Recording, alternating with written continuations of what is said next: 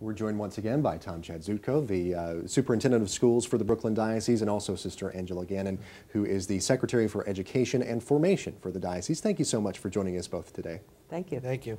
We're talking this week, and I guess, I don't know, maybe to some people this might sound a little redundant, because this is what we've been talking about all week so far, and we'll continue through Friday to talk about the importance of Catholic education. But we're going to focus on that specifically today and talk about kind of why is a specifically Catholic education so important?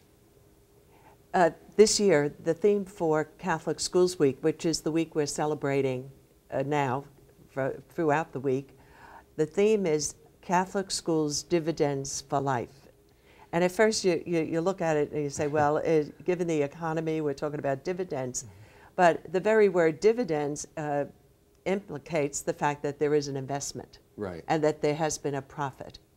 And you look at people who have gone through Catholic education, whether they started in elementary school, high school, or graduate school, college, wherever, you can see the fruit of Catholic education in what they do. Right. Most of us have gone through, I went through St. Francis Xavier Elementary School, Bishop McDonald High School. My congregation provided graduate education at Catholic colleges for me. So we see the fruits of, we see the dividends of Catholic education in the lives of all the Catholic leaders in our church, in our country, in every area of life. Yeah. It's quite visible what Catholic education has done for us personally and for many other people. Yeah, I can't tell you how many times I've heard since I've been here, and I just moved to New York not long before we started to do Currents back in June of last year. I moved here in May. And, I can't tell you how many times since I've been here in New York, because I come from Georgia, there aren't a lot of Catholic schools in Georgia, but here in New York, of course, there are a lot. Right. And since I've been here, I can't tell you how many times I've heard people say, I'm a product of Catholic education, and I couldn't be more proud to say that. So, I mean, it's something that people really, really kind of, take seriously in their daily lives. Now, I hear the same thing as I travel around. Yeah. Because they'll say, I went to such and such a school. Right. Do you know Sister So-and-so?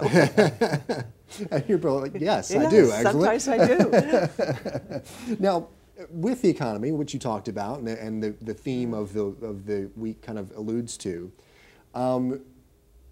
how do you convince people? Because, I mean, you could put your kids on a bus or something and just send them off to the public school and not have to pay tuition for them to go. How do you kind of promote Catholic education over public education when it comes to cost? Well, I think that's a decision that parents make and make a priority, make many sacrifices in order to send their children to a Catholic school, as do the teachers, make a sacrifice by being part of our mission of Catholic education. But they see a value in what they do. They can anticipate the dividend that will come from it. And when we talk about the dividends, we're talking about formation in the faith. Right. It's unique to a Catholic school. Sure. We talk about knowledge. Tom alluded to the great success that we have academically in our schools. We look at the moral training and response to situations as we experienced in the last 2 weeks in Haiti. Right. And there's just an outpouring of generosity. There's the discipline. And usually what I hear, the parents send the children first with discipline. Faith formation may come later.